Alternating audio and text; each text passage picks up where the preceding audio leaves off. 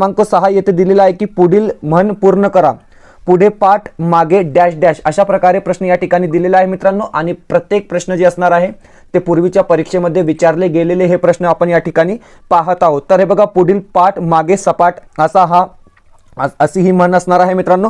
म्हणजे ऑप्शन क्रमांक सी जे असेल ते आपला बरोबर उत्तर या ठिकाणी। हे बघा, प्रश्न क्रमांक 7 या ठिकाणी दिलेला आहे की तुम्ही प्रश्न पाहू शकतात, अगर आप उर्दू में को पढ़ सकते हैं। यहाँ पर हमने सेम उसी तरीके से क्वेश्चन आपके सामने लाए हैं जो परीक्षा में पूछे जाते हैं। अनन्याचा पगार 20% वाढला आणि मग ते 20% कमी केला, वेतनामधील बदल हा आहे। देखिए दोस्तों, अनन्या का जो पगार है पहले 20% से बढ़ता है, बाद में 4% घट, 4% वाढ, 8% घट किंवा वाढ नाही, घट नाही, अशा प्रकारे 4 ऑप्शन या ठिकाणी दिलेले आहे। तर हे बघा मित्रांनो, अनन्याचा पगार 20% नी वाढला आणि मग तो 20% नी कमी झाला, म्हणजे 4% घट होणार। ऑप्शन क्रमांक ए जे असेल